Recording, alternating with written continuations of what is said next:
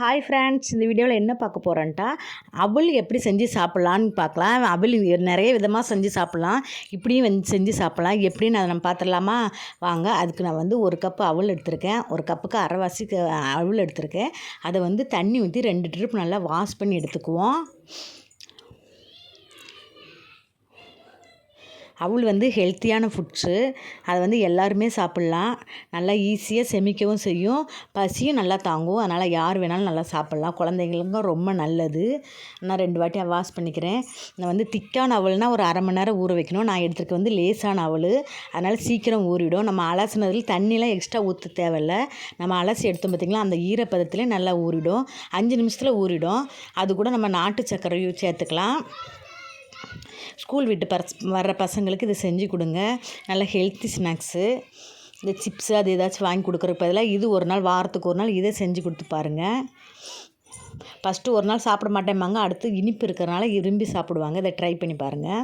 நான் இதில் 2 ஸ்பூன் நாட்டு சக்கரை போட்டுக்கிறேன். நிறைய வேணும்னா நிறையா போட்டுக்கலாம். எனக்கு 2 ஸ்பூன் இந்த இனிப்பு போதுங்கிறனால நான் இந்த அளவு போட்டிருக்கேன். கூட 1 ஸ்பூன் கூட நம்ம சேர்க்கணுன்னா சேர்த்துக்கலாம்.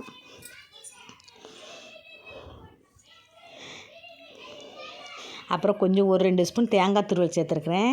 தேங்காய் துருவலும் நமக்கு உடம்புக்கு ரொம்ப நல்லது. குழந்தைங்கள்லாம் விரும்பி சாப்பிட்றலாம். அதனால் தேங்காய் துருவலும் கண்டிப்பாக சேர்த்துக்குங்க. அந்த அவளுக்கு அந்த டேஸ்ட்டு அந்த தேங்காயும் அந்த நாட்டு சர்க்கரையும் தான். நாட்டு சர்க்கரை இல்லாட்டி நம்ம வெள்ளை சர்க்கரை போட்டுக்கலாம். இல்லாட்டி வெல்லம் இருக்குல்ல, அதோட தூள் கூட போட்டுக்கலாம். என்கிட்ட இருந்தது, அதனால் நாட்டு சர்க்கரை போட்டிருக்கேன். தேங்காய் துருவலும் போட்டிருக்கேன். செம்ம டேஸ்டியாக இருக்கும். நான் கொஞ்சம் ஏலக்காய் தூளும் சேர்த்துக்கிட்டேன் கூட வாசத்துக்காக. நல்லா கிளறிட்டேன் பாருங்கள். கிளறினா அவல் ரெடி ஆயிடுச்சு.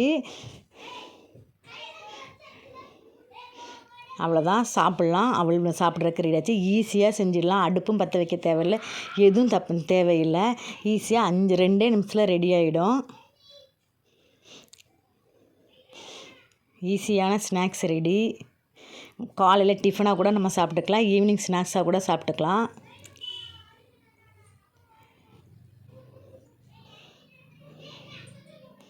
இந்த வீடியோ பிடிச்சிருந்தா லைக் பண்ணுங்கள். கண்டிப்பாக மறக்காமல் ஷேர் பண்ணுங்கள்.